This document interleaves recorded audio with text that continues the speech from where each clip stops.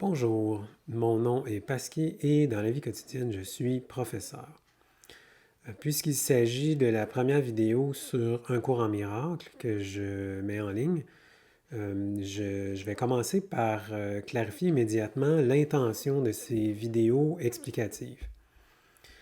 Mon but n'est pas de répéter mot à mot le cours, ni de lire des sections ou des chapitres entiers du cours, ça existe déjà, et mon but n'est pas non plus de présenter un témoignage qui s'inspire plus ou moins d'un cours en miracle.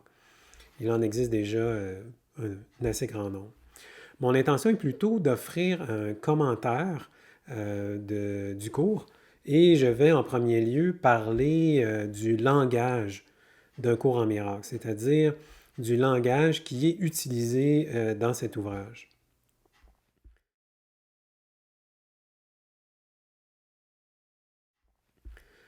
Le cours fait une distinction importante entre la forme ou le cadre, c'est-à-dire le langage même qui est utilisé dans le cours, le langage, le vocabulaire ou la terminologie.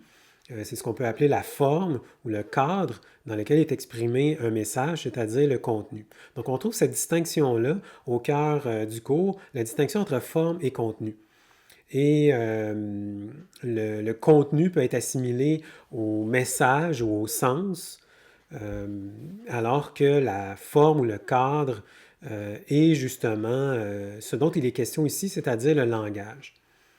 Par exemple, on peut livrer le même message en différentes langues. C'est le cas du cours qui est traduit en plusieurs langues. C'est un même message, mais différentes formes. Et il importe de comprendre quand on lit un ouvrage comme Un cours en miracle, spécifiquement en fait le cours, que même si le cadre du cours semble religieux, dans ce cas-ci même spécifiquement chrétien, le cours fait usage de termes tels que Dieu, Fils de Dieu, Saint-Esprit et d'autres termes religieux. Le cours, en fait, dans ces cas-là, adopte un vocabulaire, le vocabulaire du christianisme, mais n'adopte pas pour autant le sens qu'a pris cette religion. Cette forme, ou on pourrait dire cet emballage, pourrait décourager, décontenancer certains lecteurs et de fait, je pense que plusieurs personnes ont été éloignées de ce document, même peut-être parmi des gens qui cherchaient sincèrement la vérité, qui ont été éloignés de ce document du seul fait de son langage religieux, de son vocabulaire chrétien, qui peut rebuter certaines personnes. Pourtant, le message qui est transmis dans le cours, est bien important de le mentionner, dépasse les frontières non seulement de la religion chrétienne, mais de toutes les religions instituées. En fait, en soi, je préciserais même que le cours n'est pas un livre religieux, du moins au sens habituel du terme. Il propose plutôt une rectification de notre perception à propos des religions, et plus généralement, en fait, de la spiritualité. Qu'est-ce que c'est la spiritualité, à proprement parler? La spiritualité se rapporte à ce qui transcende l'être humain, à ce qui transcende l'esprit humain. L'esprit humain qui est limité à l'usage de la raison, à l'usage du langage, qui est aussi limité par son association durant la vie humaine au corps et donc à la perception aussi. La spiritualité, donc, se rapporte à ce qui transcende l'esprit humain, au même titre que la vérité ou la réalité dans leur sens absolu, dans le sens que ces termes-là prennent dans le cours. Ce qui est spirituel ou transcendant peut donc difficilement s'exprimer sans équivoque dans un langage humain, puisque, comme je le dis ici, le langage humain est limité par sa forme, est une forme particulière qui limite la possibilité d'exprimer quelque chose qui, justement, a un sens qui est transcendant. C'est pourquoi le cours use constamment de métaphores. En fait, le cours est hautement métaphorique. Qu'est-ce que c'est qu'une métaphore? Une métaphore, c'est un procédé qui consiste à utiliser un terme concret ou une image pour illustrer une idée qui est abstraite. C'est un symbole, en fait, qui nous transporte dans une autre sphère. Et c'est précisément le but du cours. Nous transporter hors du rêve de notre vie, nous sortir du rêve du monde. Le cours, en effet, dit que notre vie, telle qu'on la conçoit ici dans le monde, que le monde lui-même est une illusion et l'équivalent d'une espèce de rêve. Thème sur lequel je reviendrai éventuellement. Donc le cours veut nous transporter en dehors de ce rêve du monde ou de ce rêve de notre vie pour nous montrer la réalité telle qu'elle est, pour nous montrer la réalité directement, sans phare, sans artifice. Autrement dit, le cours vise à détourner notre esprit de son orientation habituelle vers le monde matériel, vers les soucis aussi que nous cause le monde matériel, parce que rien de cela n'est réel. Le cours, en effet, affirme qu'il n'y a rien de tout cela, c'est-à-dire de nos préoccupations et du monde matériel lui-même, qui est réel. Pour l'instant, je passe par-dessus ce qu'il peut y avoir de choquant ici à se faire dire que nos soucis sont insignifiants, qu'ils ne sont même pas réels. C'est un sujet sur lequel je reviendrai également plus tard. Donc, on retrouve d'ailleurs la même idée dans la conception platonicienne de l'éducation. Cette idée que l'éducation consiste à réorienter notre regard qui est presque toujours tourné vers le monde matériel. La conception platonicienne de l'éducation inspire d'ailleurs largement le cours, que ce soit à travers la distinction entre la perception et la connaissance, la distinction entre les apparences et la réalité. Ce sont des distinctions qu'on retrouve chez Platon et qui se trouvent aussi au cœur d'un cours en miracle. L'éducation, donc, selon Platon, ne consiste pas à implanter dans l'âme des nouvelles connaissances, mais à aider l'âme à se tourner vers elle-même pour qu'elle puisse découvrir la vérité par elle-même. Il ne s'agit donc pas d'inculquer une vérité, d'enseigner en tant que telle une vérité, mais d'aider l'âme à se tourner dans la bonne direction pour qu'elle trouve par elle-même la vérité. Qu'elle trouve par elle-même, ça veut dire par sa propre initiative d'elle-même, et qu'elle trouve aussi en elle-même, c'est-à-dire à l'intérieur d'elle-même, tout au fond d'elle, dans son fort intérieur, qu'elle trouve la vérité là où elle subsiste. La vérité, en effet, ne réside nulle part ailleurs qu'en nous, en notre âme. Elle n'est pas dans le monde. Elle n'est pas même dans le cours en tant que tel. Contrairement à ce que peut-être certains étudiants du cours pourraient penser, qui s'imaginent que la vérité est dans le cours. Non, la vérité n'est pas dans le cours en tant que tel. La vérité est en nous, et si on est capable de la trouver dans le cours, c'est tout simplement parce que on retrouve ce qu'il y a dans le cours en nous-mêmes. Comme le dit le cours lui-même, ne cherchons pas ailleurs qu'en nous, car nous serons tôt ou tard déçus. Si on prend les mots exacts du cours, ici, je pense à une citation précise, le cours dit « Ne cherche pas à l'extérieur de toi, car cela échouera.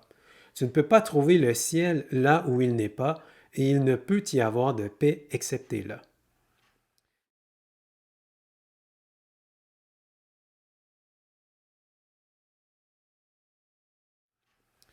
Qu'est-ce que ça veut dire ne pas chercher ailleurs?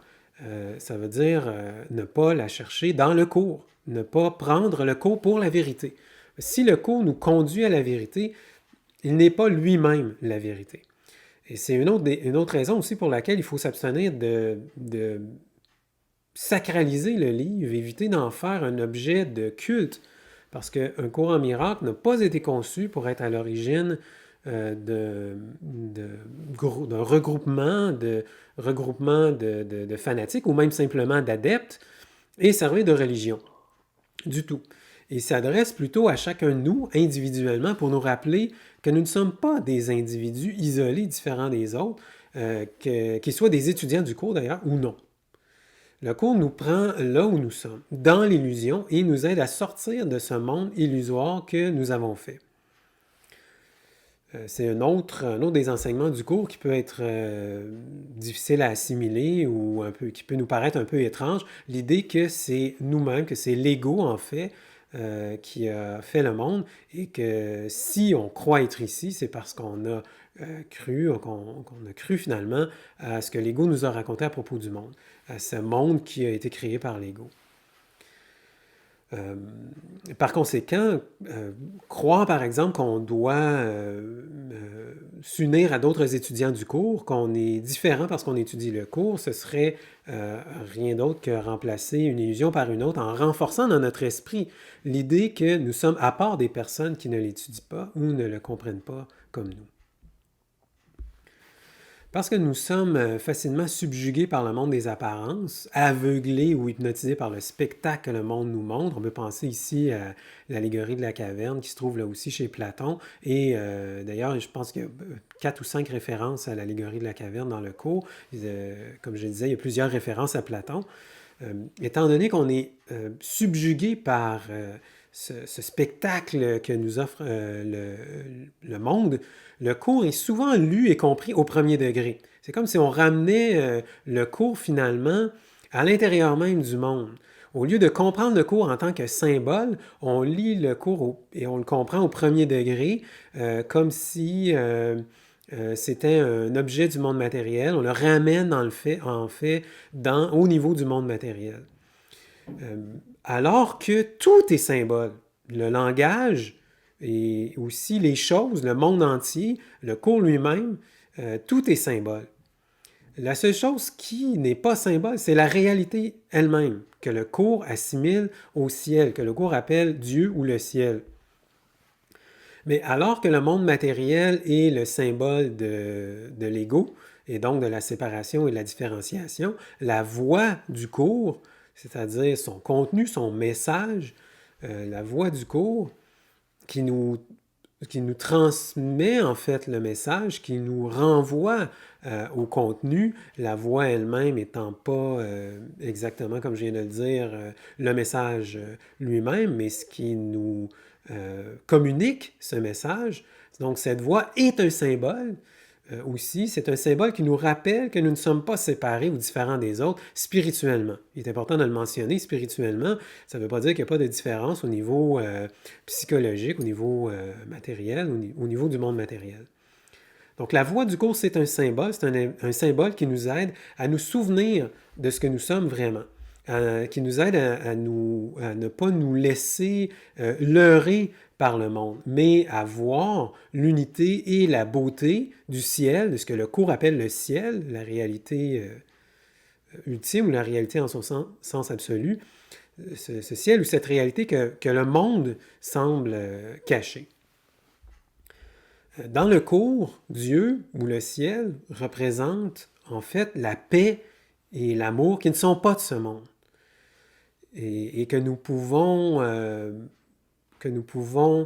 ressentir, que nous pouvons aller chercher au fond de nous et que nous pouvons ressentir quand on dépasse la peur, quand on dépasse la haine, la colère, la culpabilité, l'apitoiement sur soi, le sentiment d'injustice dont parle le cours parfois, ou encore la tristesse, et tout ça qui nous empêche finalement de vivre dans la quiétude et le calme.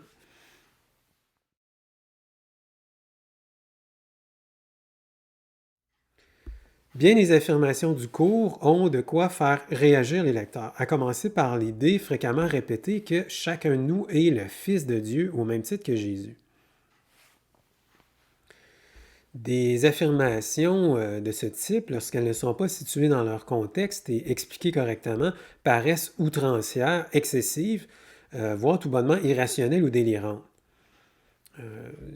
Il est inutile de se répéter avec un enthousiasme naïf ou au contraire avec une totale absence de conviction qu'on est le Fils de Dieu, si on ne sait pas ce que signifie cette expression. Et il est tout aussi vain de se dire que cette expression est absurde ou ridicule si on ne comprend pas à quelle réalité elle se réfère. Et ici, il est important de mentionner que cette formule, Fils de Dieu, n'a pas un sens religieux en tant que tel ou personnel. Le cours ne s'adresse pas à nous comme personne. Quand le cours nous demande, par exemple, de répéter « Je suis le Fils de Dieu, je suis tel que Dieu m'a créé », ici, le cours ne s'adresse pas à nous comme personne, il ne s'adresse pas à notre ego.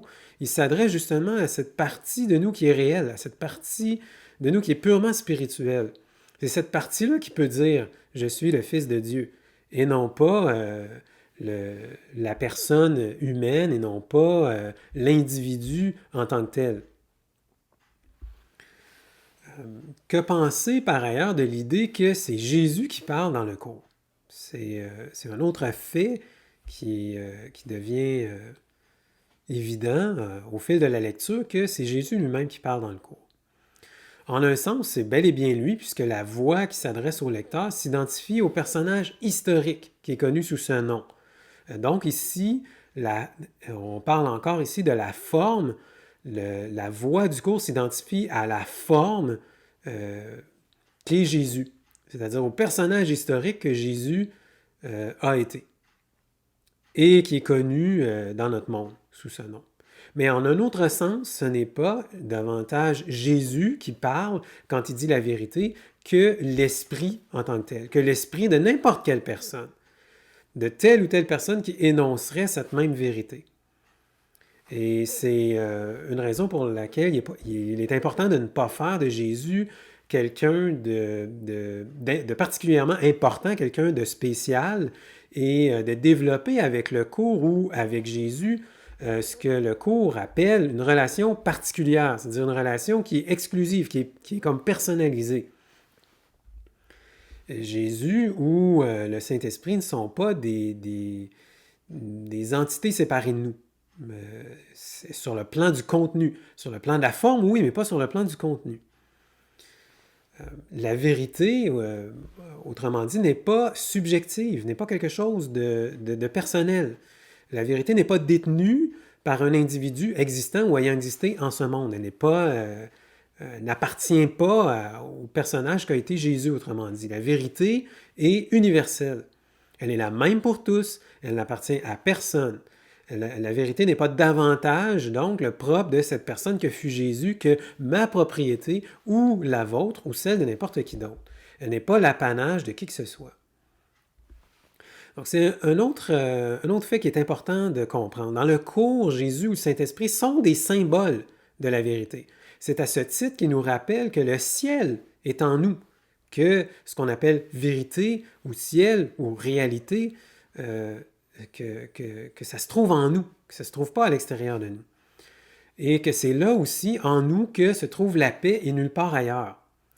Alors, quand on cherche la paix ou le bonheur dans le monde, en fait, on est leurré par l'ego. On s'imagine qu'on va trouver quelque chose qui va nous satisfaire. Et comme le dit si bien une formule du cours, l'ego, dans le fond, nous dit toujours « cherche, mais ne trouve pas ».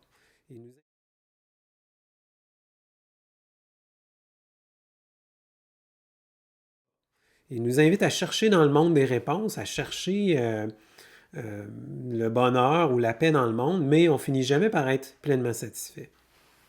Donc, où se trouve la vérité, où se trouve la paix, se trouve en nous. Et cette vérité dont parle le cours est unique et impersonnelle. Elle ne dépend donc pas de nos valeurs, elle ne dépend pas de notre avis, elle nous transcende totalement. Et le mérite du cours, c'est de ne pas faire de compromis avec la vérité et de nous inviter à ne pas en faire nous non plus. Ce qui signifie que, concrètement, ne pas chercher de réponse dans le monde. Comme je viens juste de le dire, le monde, en fait, n'a pas de réponse satisfaisante à offrir à la question fondamentale du sens de notre existence. Le monde n'a pas de réponse satisfaisante à offrir non plus à notre quête de bonheur, à notre quête de paix, à notre quête de sens. Comme le dit le cours, dans une métaphore qui est utilisée à plusieurs reprises, le monde ne nous offre que des jouets pour nous amuser, jusqu'à ce qu'on en ait assez et qu'on se décide enfin à chercher la vérité.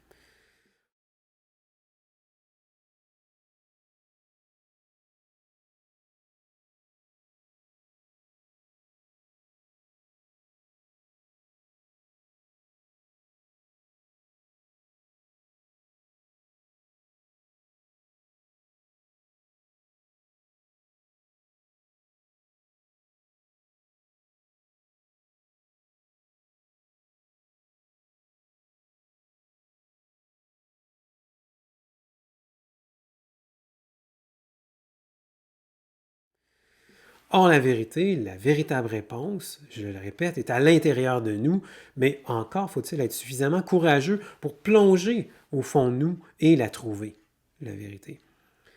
Peut-être que certains pensent que c'est facile de se tourner vers l'intérieur puis d'aller chercher cette vérité-là, mais en fait, le cours nous rappelle que la vérité nous terrifie. Thème d'ailleurs sur lequel j'aurai là aussi l'occasion sûrement de revenir. Le langage chrétien qu'utilise le cours est donc en lui-même une métaphore pour exprimer un sens qui est transcendant. Ce langage se réfère à une réalité qui est totalement abstraite et qui n'a pas d'équivalent dans le monde matériel. Le langage chrétien du cours, qui parle de nous comme des fils de Dieu et de Dieu comme d'un Père qui nous aime, c'est un moyen d'expression qui est puissamment évocateur, mais ce langage est aussi la source de toutes sortes de malentendus et d'incompréhensions. Une des raisons de cette incompréhension, c'est qu'à la différence d'une vérité scientifique ou factuelle, la vérité absolue que le cours tente d'exprimer, c'est une vérité qui est spirituelle. C'est ce qui fait que l'esprit humain ne peut comprendre cette vérité en se servant de sa perception ou de sa seule raison. L'esprit doit entrer en lui-même pour retrouver son identité, pour se connaître à nouveau tel qu'il est dans sa pureté. Seule cette expérience intérieure de la vérité peut ramener l'esprit à lui-même, peut éveiller l'esprit à sa réalité éternelle. Quand je parle de l'esprit ici, je parle toujours de cette partie de nous qui est purement spirituelle et qui est la réalité, qui est réelle. La seule partie de nous, en fait, qui est réelle. Parce que le corps, bon, on sait que le corps va se dégrader, même le cours va même jusqu'à dire que le corps n'a rien de réel, ne meurt pas et ne vit pas. Le corps n'est rien par lui-même, va dire le cours. Au niveau, en tout cas, du monde matériel, ben on constate que les gens, sous la forme d'un corps, sous leur apparence d'être un corps, semblent mourir. Alors que l'esprit, ben on peut se demander, mais qu'est-ce qui se passe dans le cas de l'esprit? Donc, il faut garder, parlant de l'esprit, il faut garder à l'esprit que le cours n'est pas un livre religieux en tant que tel, n'est pas un livre sacré et ne peut pas correspondre non plus à ce statut de livre sacré. Jésus, qui se présente comme étant la voix du cours, ne veut pas faire de nous des missionnaires qui seraient investis d'une foi ou d'une ferveur religieuse. Une nouvelle religion est la dernière chose dont l'humanité ait besoin. Dans le cours, Jésus dit clairement, je cite ici ce que dit le cours, « Je ne demande pas des martyrs, mais des enseignants. »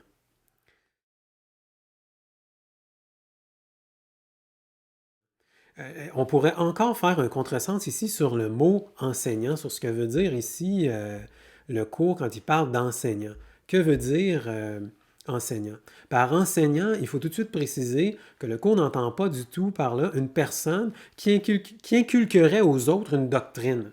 Une doctrine qu'on supposerait, par exemple, être celle du cours qui serait prêchée par Jésus ou quelque chose de ce genre. C'est pas du tout de ça qu'il est question.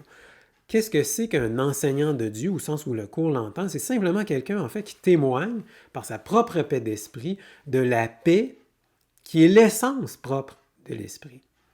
L'essence propre de l'esprit, c'est la paix.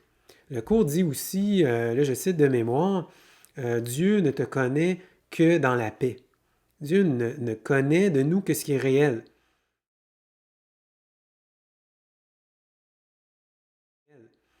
Et ce qu'il y a en nous de réel, c'est cette paix parfaite, cet amour ou cette paix qui sont notre essence véritable. Ce qu'une telle personne enseigne, une personne qui est totalement paisible, ce qu'elle enseigne, elle peut l'enseigner sans même avoir à parler, sans même avoir à dire quoi que ce soit, en étant simplement en paix en toutes circonstances. Et en même temps, ce qu'elle montre, c'est que cette paix qui est en elle peut être en quiconque laisse cette paix l'habiter aussi. Donc, il n'est même pas nécessaire pour un enseignant de Dieu de parler, de dire quoi que ce soit. Sa paix d'esprit, cette paix qui peut se communiquer à autrui, cette paix que les gens peuvent voir dans cette personne et que les personnes peuvent aussi laisser entrer en elle, cette paix-là, c'est ça que l'enseignant de Dieu enseigne. Ce ne sont donc pas des doctrines en tant que telles. Ce n'est pas un enseignement sur la forme d'une doctrine. Jésus, dans son cours, rejette tout concept de punition ou de sacrifice. En ce sens-là, il nous aide plutôt à retrouver la paix qui est en nous. Et en ce sens-là, le seul enfer qui existe, c'est celui de notre propre esprit, celui que notre propre esprit projette sur le monde. Le seul enfer qui puisse exister, c'est celui que nous-mêmes on a fait et qui habite notre esprit. L'enfer, pour faire plus ou moins un jeu de mots, l'enfer dans lequel nous nous enfermons. Et il est possible de sortir de cet enfer dans lequel nous nous enfermons. Même au milieu d'un champ de bataille, même en plein cœur d'une pandémie, on peut trouver la paix. On peut trouver le centre parfaitement calme d'où provient le sens de notre existence. On peut s'ancrer dans ce centre-là paisible, que le cours appelle aussi le ciel. Si on ne peut pas vivre constamment dans cet état-là, en tout cas, on peut au moins en avoir un aperçu. Jésus déclare, c'est un des passages très très beaux du cours, Jésus déclare que ce qu'il veut nous transmettre, c'est le message d'amour universel qu'il n'a eu de cesse d'enseigner lui-même en tant qu'être humain. Donc, sous le plan de la forme, dans le monde de la forme, le Jésus historique, ce que nous dit le Jésus symbolique du cours, ou le Jésus spirituel du cours, ce que le Jésus historique, ce qu'il a voulu enseigner, c'est rien d'autre que ce message d'amour universel. Un message qui consiste à simplement nous rappeler qu'on peut retrouver la paix chacun à l'intérieur de soi. Donc Jésus déclare qu'il veut nous transmettre ce message-là d'amour et de paix, qu'il n'a eu de cesse d'enseigner lui-même en tant qu'être humain et qui nous enseigne encore en tant qu'esprit dans son cours. Et qui nous demande enfin d'enseigner à notre tour. Et la citation exacte va comme suit. « N'enseigne que l'amour, car c'est ce que tu es. »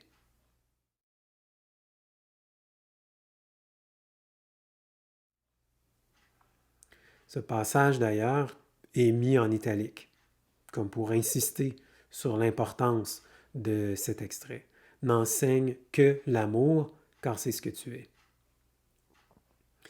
Et pour enseigner l'amour, autrement dit, démontrer le pouvoir de l'amour en étant soi-même aimant, il importe peu qu'on soit hindou, bouddhiste, juif, chrétien, musulman, animiste, athée, étudiant d'un cours en miracle, peu importe. Il suffit simplement qu'on ouvre son esprit et son cœur. À terme, ce qui reste, c'est l'amour. Il ne reste plus que l'amour sans la religion, sans aucune croyance, lesquelles de toute façon ne pourraient venir que de l'ego.